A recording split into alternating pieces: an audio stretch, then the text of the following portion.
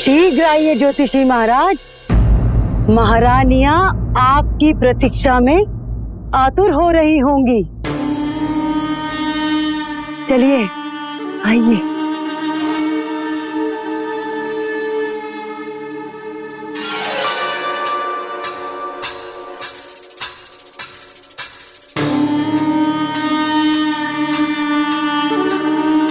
प्रणाम महारानियों, प्रणाम। बड़ी महारानी जी, यही है वो ज्योतिषी जी महाराज जिनके बारे में मैंने आपको बताया था। इनकी कोई भी ज्योतिष गणना कभी असत्य नहीं होती। ज्योतिषी जी, क्या ये सत्य है जो मंथरा ने बताया है? वो क्या बताएंगे महारानी जी, मैं बताती हूँ। महारानी कैकई, मैंने आपसे कहा था ना कि मेरे भरत लल्ला ही राजा बनेंगे। इन ज्योतिषी महाराज की भविष्यवाणी भी यही कह रही है। नहीं, अवश्य ही ज्योतिषी जी की गणना में कहीं ना कहीं कोई त्रुटि रही होगी।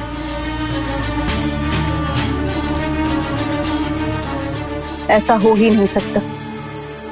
हमारी सनातन संस्कृति के अनुसार ज्येष्ठ पुत्र ही राजा बनता है और यही परंपरा चली आ रही है। कौशल्या दीदी, आप भी ना कहाँ इस मंत्रा की बातों में आकर चिंतित हो रही है। ये तो सदैव ही कुछ न कुछ हरकत बोलती रहती है। ओहो महारानी कैकई, जो सत्य है आप कब तक उससे मुंह मोड़ती फिरेंगी? इसीलिए मैं जोशी महाराज को लाई हूँ। आप स्वयं पूछ लीजिए ना, पूछ लीजिए। ज्योतिषी जी, आपको ध्यान तो है ना आप कितनी बड़ी बात कह रहे हैं? रघुकुल की परंपरा को ही उलट देंगे क्या आप? और किस आधार पे आप ऐसी भविष्यवाणी कर रहे हैं?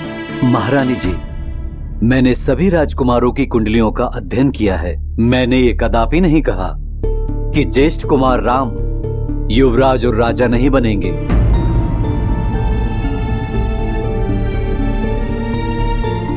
अयोध्या एक दिन राम राज्य के कारण ही जानी जाएगी। बातों को गोल गोल मत घुमाइए जोशी महाराज।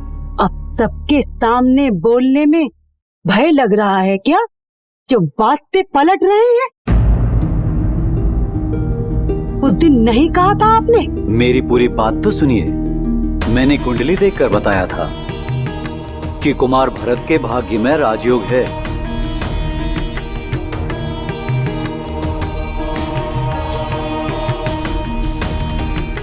और उनकी ग्रह दशा स्पष्ट बताती है कि सिंहासन के प्रथम अधिकारी कुमार भरत ही होंगे।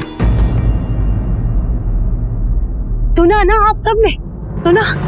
जो मैं कह रही थी वही मेरे भरत लल्ला की कुंडली में भी बताया है। अयोध्या के राज सिंहासन पर बैठेंगे मेरे भरत लल्ला। मंत्रा माँ,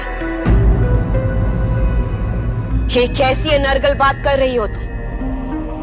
राम के अनुज हैं भरत।